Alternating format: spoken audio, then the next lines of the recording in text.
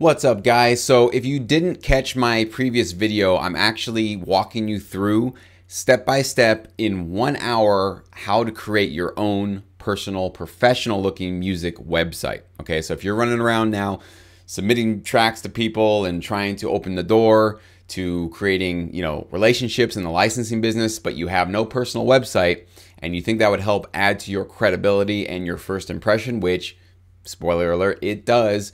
Human beings just sort of judge on their first impression. There's a link below this video. You can go to that tutorial. Literally click the links I tell you to click on, follow it along step by step. I tell you what to press, what buttons to click. By the end of the 1 hour tutorial, you can have your own fresh, modern looking website at your own custom domain, okay? Not like freewebsite.123.u. It's going to be your name in the URL, okay? So it's going to look very professional. I also show you how to get your own email address if you want that. Again, anything that you can do to kind of help stack up your professionalism and how you look, the more seriously you take yourself, the more seriously others will take you. You will only be as respected as you respect yourself, okay? So just a quick reminder, click on that link below if you want to follow along.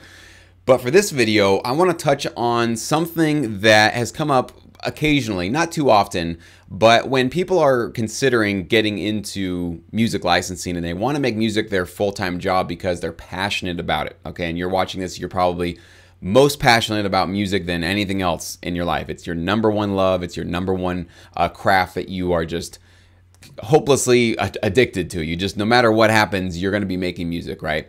There's this common meme out there, and I remember getting it from a couple of people, especially one roommate I had when I was in college. And it goes something like this. You probably shouldn't make your hobby or passion in life your job.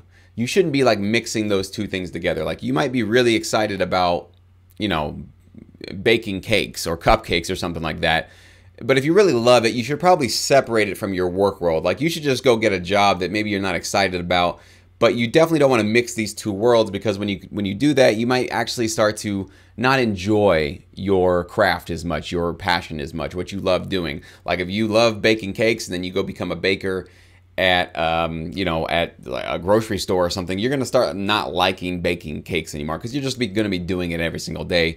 So if you want this to really continue to be your love in life, leave it to be your your passion and just go get a job. You might not love your job, but hey, a job's a job, right? It's there to pay your bills. You don't have to be in love with it. Most people aren't in love with their jobs. Keep these worlds separated. I was specifically told that by, I remember, a few people, but in particular I had one roommate who I was basically deciding that no, I'm gonna go do music. I didn't know what I would do in music. I actually thought I was gonna be a music attorney back in the day, but I knew that music is my love. It's what feels effortless to me. I mean, there's still struggles with it, but I still felt like no matter what, like I'm energized to do it. And if I had any source of income doing music, I'll have no problem continuously showing up to do the job, right?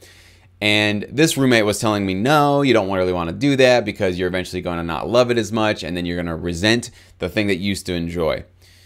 I'm just telling you now, that was well over 10 years ago. I think that was 12 years ago, actually, that I sort of was in college world and kind of deciding where I wanted to go with my career. And I can tell you that today, 12 years later, I love music more than I did 12 years ago. And I'm doing it full time. It is my full-time job. So in case you've been wondering that yourself and you're deciding, well, and you're trying to make that choice, should you go full board trying to make music your job, your day gig, and you're worried that you might not love it, it is possible for sure that you could burn out and suddenly not love it so much. And I certainly hit that wall big time in 2016. I hit it in minor ways up until then, but in 2016, I did hit a big wall. But it wasn't so much that I just didn't love music anymore. It's that I was creating a really bad work habit for myself. I wasn't surrounding myself with positive people. I wasn't being challenged by anybody. I also wasn't challenging myself. I kind of became a cover version maker of my own previous created tracks, right? And that's no fun. You don't want to just make the same things over and over again. So I wasn't pushing myself creatively. I wasn't trying anything new. And I wasn't sort of falling in love with music again and kind of getting into the puzzle of music. One of those things, the thing that I love the most about music is you can't master it. You can't get to the point where you're like, all right, I'm done. And if you do feel that way, you're probably hitting that wall. and you don't want to keep making music because you feel like, I've already got it. Like, it's done. The mystery is over. I've kind of got the formula figured out. The minute you hit that, that's the minute you need to like go into a different genre, try something else, maybe try to do some hybrid music where you combine a couple of different sounds, or invest in some new samples, or try a whole new technique or approach to making music. The great thing about music is there are endless wormholes and rabbit holes you can get lost in. You can go in all these different directions and do incredible things. Sometimes to the detriment of your tracks, you'll get lost in Neverland. But in many ways, it is an asset to us as music producers because we can always find something new to get excited about. We can always discover a new sound, a new plugin, a new way of making music, a new instrument that can completely hype us up and basically reintroduce us to music all over again as if we're just now hearing it for the first time. It does take effort. It's not effortless. You do have to put some effort into making sure that you don't hit those walls consistently. But I'm just telling you from this side of the coin, from being 12 years into this, trying to make music my full-time living and succeeding at it, I still love music. I'm just as passionate about it today as I've ever been, if not, I think more so, because now not only do I still love music, but I have competency in it, right?